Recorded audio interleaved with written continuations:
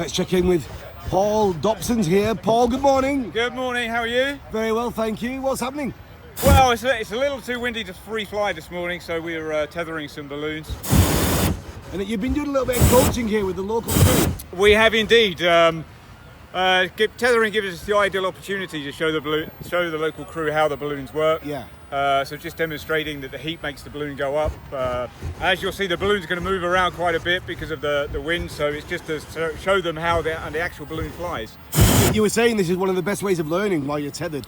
It's a great way of coaching. They learn how to balance the balloon. It's all about keeping the balloon in equilibrium. Just keeping it above the ground is a great way to practice flying straight and level, actually. I would imagine it's quite easy to overreact with the burner when you think you're coming in too hot. And yeah, it certainly is. Yeah. It certainly is. So it gives the pupil you're teaching a great opportunity to learn. Yeah. And we're safely tethered to some vehicles, so we're not going to fly off. So yeah, it's a great opportunity for people to learn. When did you start, Paul? I started flying in 2009. Mainly flying in Europe, but I've flown in the Middle East, I've flown in Myanmar, Mexico, so yeah, I've flown in a lot of countries around the world. Yeah, and doing these festivals, it's it's a long week, there's a lot of activity, but it's a good privilege to be involved in it. It certainly is, yeah, we get to visit some amazing countries, like here we are in Doha, Qatar. It's very hard work, people don't realise how much work it is. Mainly, we're operating on very little sleep. Because we fly in the morning at 6 a.m. and we're here doing a night glow every evening, so it's hard work, but it's really enjoyable. Hey Paul, thanks very much, I appreciate it. Have a good day. Thank you. Good morning, Qatar. Steve Wilkinson's here. Morning, Steve. Good morning. What's happening, brother? Oh, it's a great morning. A bit windy for the balloons to fly, so we're doing a bit of tethering with the balloons to just get some excitement going. Yeah. Talking of excitement, we were having a bit of a chat the other night. You've done a lot of stories in ballooning, my friend. Well, I've been in ballooning for, this year is 40 years. Been all over the world. I've been lucky enough to fly celebrities and little kids in countries that have no money, and just some imagination is what I'm trying to give them. And so it's just been a wonderful, wonderful life for us. Based out of Palm Springs? Based out of Palm Springs, California. Yeah, wow. What's it like out there? It must be a completely different way of ballooning, isn't it? Or it's a little fantasy land, of course. We have mountains that are over 10,000 feet behind us, and then we drop down into the Salton Sea, which is 235 feet below sea level. So just quite a beautiful area. So what's happening with you on a daily, weekly, monthly basis outside of this?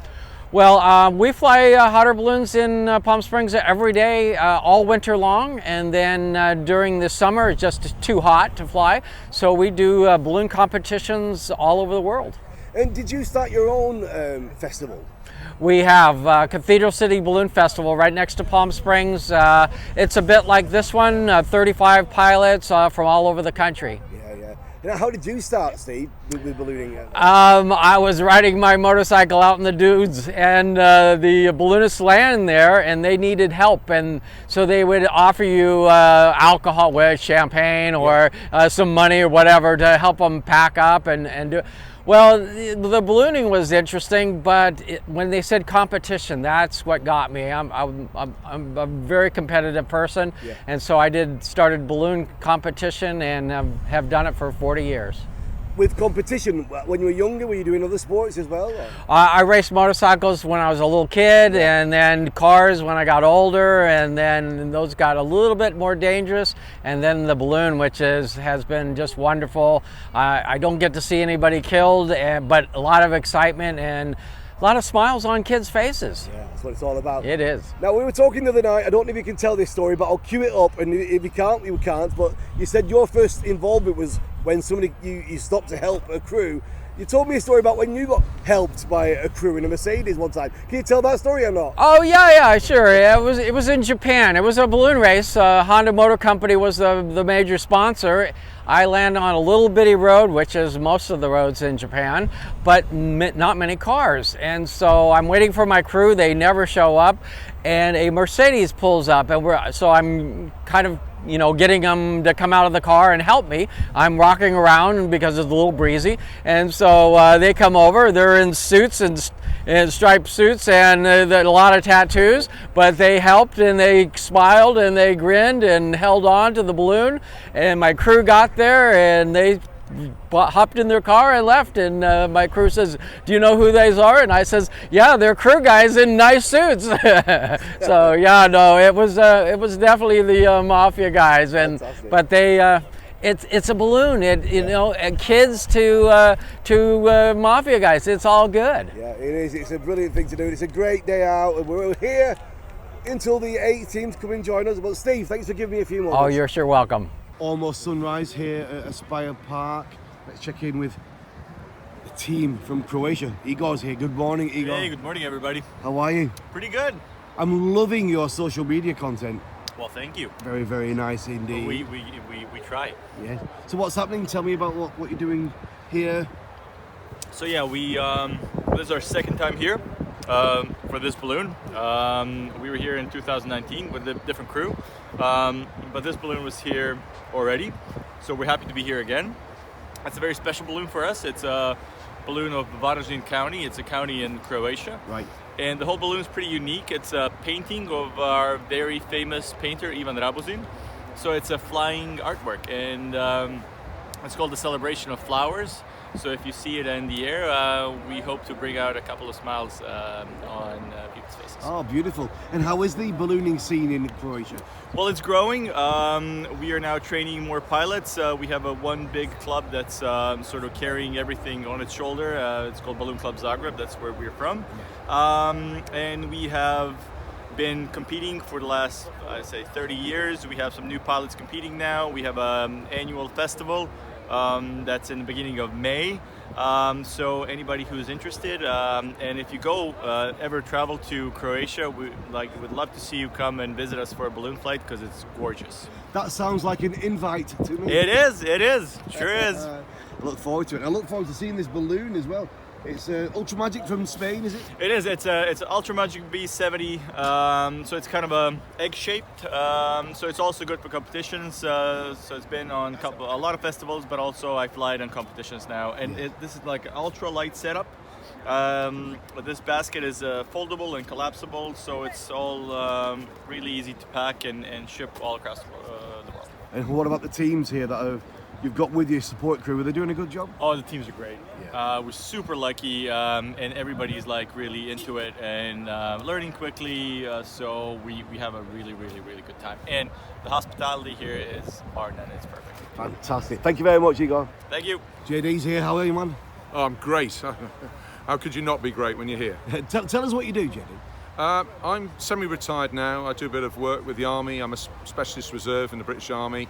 I'm a former police officer and regular soldier. And in my main hobby is hot air ballooning. Yeah. And I'm an instructor and flight examiner. And with other people, I maintain balloons. You've done a few skydives in your past as well, eh? Yes, that's how I got into ballooning. I was very lucky to be in the British Army parachute team, the Red Devils. Yes. Back in the 90s, actually.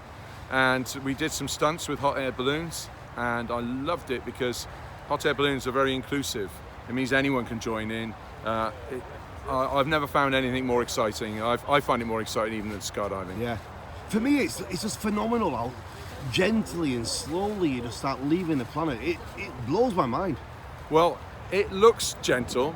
When you're the pilot, I'm sweating nuts and bolts because you've got something that weighs a lot. Even the air inside the balloon weighs a lot. Yes. So there's a lot of energy inside it. So if you're doing 10 miles an hour, that's very fast when you're coming into ground. So, and you want to make the landing nice and it's safe. And sometimes we fall over and drag a bit, but that's exciting. It's very safe. But for me, it's really exciting. It's lots of adrenaline and it's safe though. So JD, almost sunrise. Martin's over there. He can join us if he wants. Feels a little bit breezy. What's the story? It does feel a bit breezy, but we've got some very experienced pilots here, and also the flight director. If he says we can go, it is safe. Then it's up to each pilot to decide whether the conditions are suitable for their experience.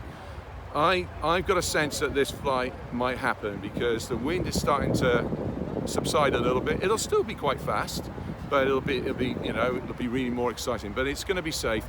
I'm certainly not going to take off unless it's safe, and I'm beginning to feel I've got a good feeling about today's flight. I think some of us will fly.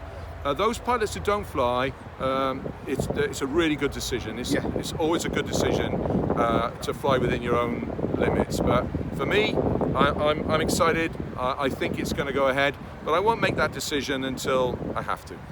So what's your plan now then with the teams? Who are you with? Are you with the different teams or with one? Or? Well, I'm very proud to be flying the Fusion balloon this morning for the Asfari balloon operation.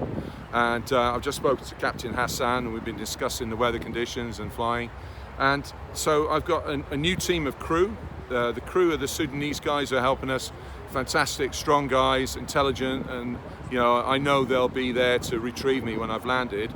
But we've done some safety briefs. We've done a little bit of rehearsals on safe practices. We've rehearsed anything for emergencies. So that's what we do in the morning. We get together, test the equipment, and now we're ready to see if we get the go-ahead from the flight director. Well, I'll let you get on with it then. JD, thanks very much for your time. Thank you very much.